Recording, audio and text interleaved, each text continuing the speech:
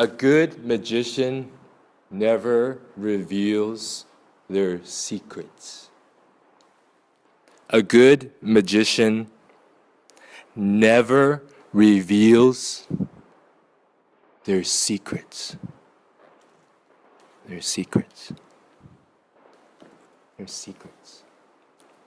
A good magician never reveals their secrets.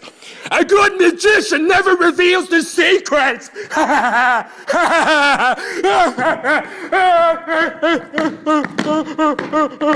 was not planning to do that, but I did it. This is an attempt to, the title of this piece, my name is Tim, and I had previously planned on the way here to give an evidence or an example of non-performance, a performance of non-performance. I've been really stressing this over and over for the past 3 weeks now, and for those of you that have been here, I think it's not news. And I think, okay, what I want to do right now is actually, what the duration of this 10 minutes, what I want to do is give a prologue and then kind of like go into, what should I do? 134, 135, 136. So I got, what, like 8 minutes and 20 seconds left. 8 minutes and 20 seconds left. A good magician never reveals their secrets!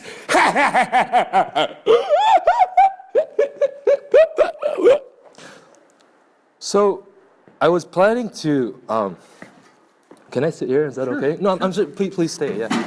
So, I was planning to, this is a workshop for artists, and last week, every week we've been kind of meeting and just talking, and which is great. I won't point anybody else, this is about me. Last week I had everybody sit on the stage, and I basically tried to be sort of down to earth and talk, and then I made a recording of myself talking, and then I played it back, and kind of, I don't know where it kind of went, but artist in residence. What I wanted to do today was to re-perform. I rely a lot on humor. And I was planning to have everybody actually come up to the stage, kind of a and actually biggest shot. we're gonna revisit Biggest shot at it. So kind of thing. can we do that? Actually, we have 10 seconds to get to this. I'm just feel kidding. like I'm talking to you, Please but take I'm your really time, talking to but everybody. please come to the stage. Allison sent For an email last better or week, for worse, you know, talked if about, you happen to remember exactly cool. where Like you last week sat, everybody like please came do. and it But was if you really want to good. change, that's also good. Yeah, it's really good. And yeah, but yeah. there's a lot of new things. We're meeting each other, you know, for the first time, and so I guess we're kind of getting acclimated to each other. I'm speaking on my own behalf and my own point of view, obviously, because what other point of view can I speak from, right?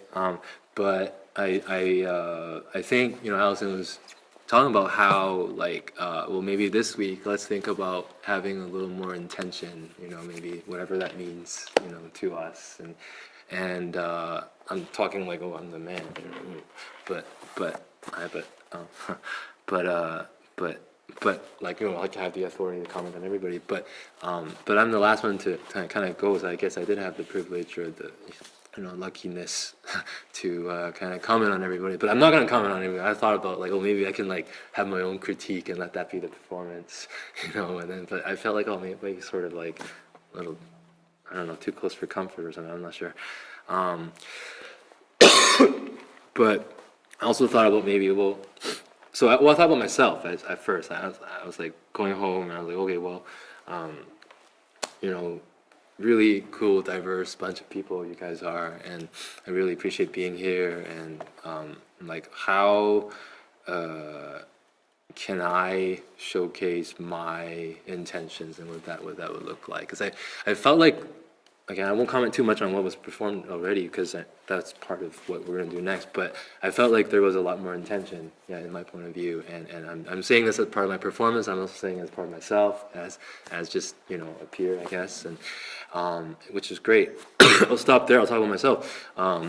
So how do I talk about nothing intentionally?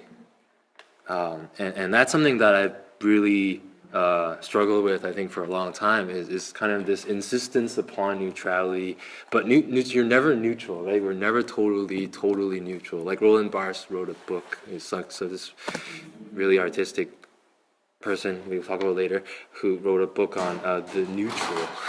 And it's like you read it and it's like anything but neutral in a way. Anyway, I think he wrote it after, if I'm correct, like it was after his mother died or something. It was like something really tragic, and but it was a way of processing. It was a way of kind of expression, with which it kind of was his own language, I guess you could say. And yet he was striving for a kind of neutrality, or what is neutral, what is colorless. How can we see the world without color? I don't know if that's what he said, but that's what I think he said. And so I'm going to go off with that. And so that's actually a big part of I'm not going to perform, because this is my intention right now is to non-perform. So last time I talked about a lot about like non-philosophy, and that's actually written, it's like actual legit like philosophy, so to speak. I know some of you may or may not have heard of it. There's a guy named Francois Laruelle, who's been working on this for like 20 years. He and his partner, and Francois Schmidt. Very nice. I've never met, but I've seen her videos and stuff. But anyway, the point of non-philosophy is one that takes not something out of the world. So he talks about two things: transcendence and immanence.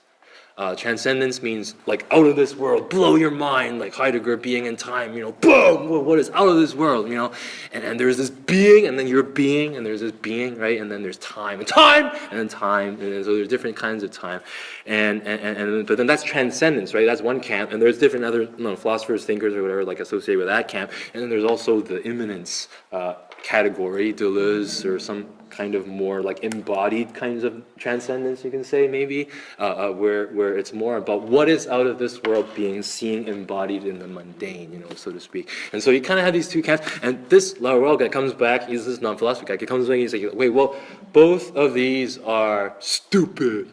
Actually, no, he didn't say that. He said both of these are legit ways of thought, they're thinking, and in fact, but however, one is not quite compatible with the other in terms of language, and where, because the associations, maybe culturally, temporally, historically, aesthetically, philosophically, or semantically, maybe speak, because they use sort of different words to communicate maybe the same thing, but you don't know if they're the same thing, if they're talking about the same thing. If two people are talking about the same thing, but they have different ways of talking about the same thing, then it's the same thing, right? So that's kind of where I'm coming from, because I'm neither Canadian, nor American, nor Chinese.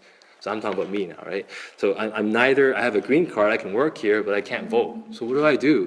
Like I watch my friends and family struggle with this, point in history, but I'm like an outsider in that way. There's no way I can totally get. So non-philosophy then takes a mindset, takes an approach where I totally am aware of the circumstances of color, of race, of, whatever is in this country, and yet I'm not a part of the country because I can't physically partake in it, and yet I can make art about it. I can talk about it right now with you guys, right? But I think it kind of lacks